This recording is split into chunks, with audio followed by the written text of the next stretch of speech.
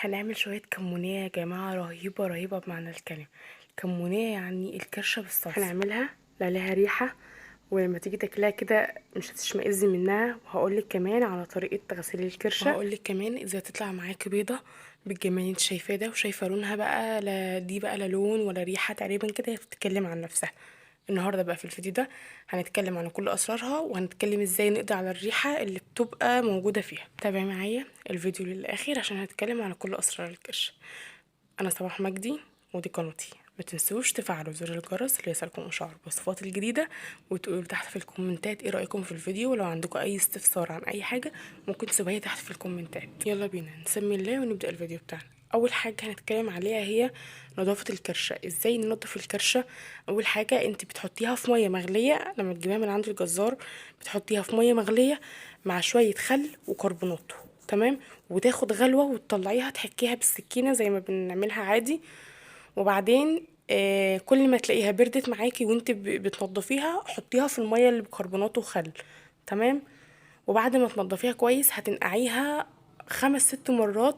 في كل مرة هتنقعيها فيها هتحطي خل وكربونات. الخل والكربونات هيقدروا يساعدوكي على انك تتخلصي من الريحة اولا، وثانيا من اللون البني اللي بيبقى فيها. لو انت هتعينيها في الفريزر ما تعينيهاش في الفريزر الا لما تكوني قاضية على الريحة اللي فيها. وكمان قبل ما تعينيها في الفريزر، سوري، بعد ما تطلعيها من الفريزر هتنقعيها برضو 3 مرات في كربوناتو وخل وميه، تمام. وتدعكيها كويس بملح خشن 3 مرات وترجعي تنقعيها، يعني تدعكيها بملح خشن وبعد كده ترجعي تنقعيها تاني. دي اول خطوه عشان نقدر ان احنا يعني الى حد ما نضغط على الريحه واللون اللي بيبقى فيها وتطلع معاكم بالجمال والبياض اللي انتوا شايفينه ده. تاني حاجه بقى عشان نضيع الريحه خالص هنجيب حله، ويفضل تبقى معدن، وهنحط فيها ميه وننزل بالكرشه ونحط اي منكهات احنا عايزينها. انا حطيت قرفه ولا قلوري، كبابه صيني، كمون وملح وفلفل اسمر، سوري، كمون وفلفل اسمر، شويه كزبره ناشفين. بعد كده هقلبهم وهسيبهم على النار لحد ما يغلوا كويس جدا معايا، تمام. واول ما تغلي وتعمل الريم الابيض اللي انتوا شايفينه ده، شايفين الريم بتاعها ابيض ازاي؟ ده دليل ان الكرشه دي مغسوله كويس. لكن لو الريم طلع بني او طلع اخضر اعرفي ان انت ما غسلتيش الكرشه دي كويس، او الكرشه دي مش مغسوله كويس.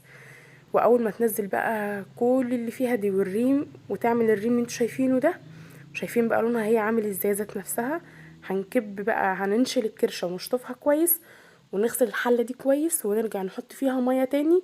وزي ما قلت اكد تاني ان احنا لازم نكون غاسلين الكرشه كويس.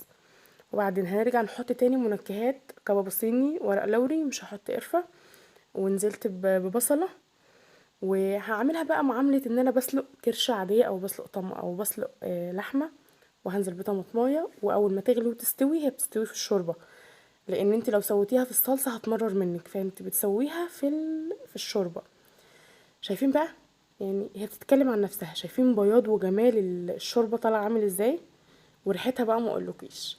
هجيب راس توم كامله هقطعها، او ممكن تدقيها بس قطعيها احسن. وبعدين هتجيبي اي ماده دهنيه في اي حاجه بقى انت هتعمليها فيها.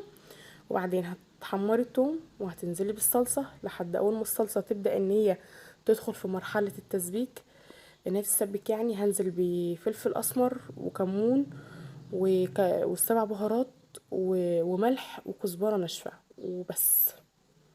يبقى معانا التوابل، ملح، كمون، فلفل اسمر، سبع بهارات، كزبره ناشفه.